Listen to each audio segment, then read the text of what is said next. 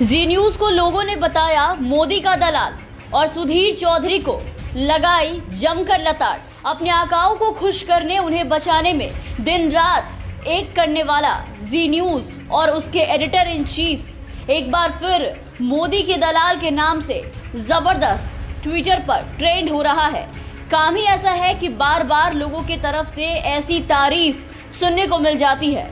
किसानों को आतंकवादी और देशद्रोही बताने वाला ये मीडिया एक बार फिर से बेशर्मी पर उतर आया है। आंदोलन में शुरू से ही मीडिया की भूमिका आपने देखा कि कितनी शर्मनाक थी। मीडिया किसानों के आंदोलन को लेकर ट्रोल भी होती रही। सुधीर चौधरी जैसे सरकार के महान पत्रकार ने किसानों के प्रदर्शन को सरकार और देश विरोधी तक घोषित करने का असफल प्रयास किया और अब भी वही कर रहा है, जिसके कारण ये जोर शोर से एक बार फिर से ट्विटर पर मोदी के दलाल के नाम से ट्रेंड होते दिखाई दे रहे हैं। जब जब मोदी सरकार के खिलाफ देश में आवाजें उठाई जाती है, जब जब मोदी विरोधी आवाजें उठती है, सुधीर चौधरी एक फर्जी डीएनए लेकर के सामने आ जाता है। सरकार की जी हुजूरी करने में कोई भी कसर नहीं छोड़ता। सरकारी भोपों की तरह किसानों को पाकिस्तानी, खालिस्तानी और ना जाने क्या क्या कहा। आपने सब देखा इन 8 महीनों में किस तरीके से किसानों को बदनाम करने की पुरजोर कोशिश की गई जी मीडिया की तरफ से, और अब भी वही बताने पे लोग उतारू हैं, जिसके कारण गुस्साए लोगों ने ट्विटर पर जी न्यूज और पत्तलकार सुधीर चौधरी की बखिया उधेड़ कर रख दी है। उनका पूरा काला चिट्ठा खोल कर रख दिया है। पुरानी बातों को भी ला करके लोगों के सामने रख दिया है और जी मीडिया को सुधीर चौधरी के साथ साथ मोदी का दलाल बताकर ट्विटर पर ट्रेंड कराया जा रहा है। जरा एक नजर इन ट्वीट्स पर डालिए, जिसमें जी न्यूज और सुधीर चौधरी की जमकर क्लास लगा दी गई है।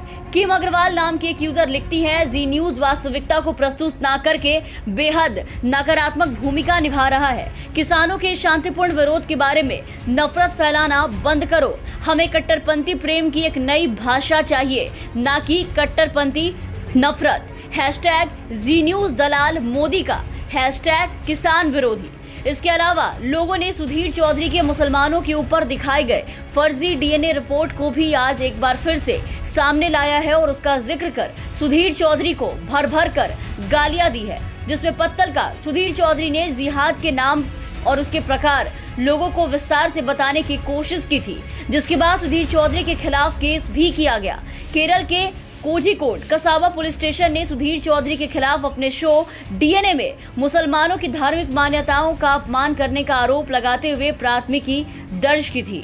तो इन तमाम चीजों को लेकर ट्विटर पर लोग जी न्यूज सुधीर चौधरी को दलाल कहते नजर आ रहे हैं। आप एक लाइन से ये सारे ट्वीट्स देख पा रहे होंगे जो हम आपको अपने स्क्रीन पर दिखा रहे हैं। आप देखिए कि किस तरीके से लोग इसे ट्रेंड कर रहे हैं और कैसे सुधीर चौधरी को लेकर के चीजों को शेयर कर रहे हैं।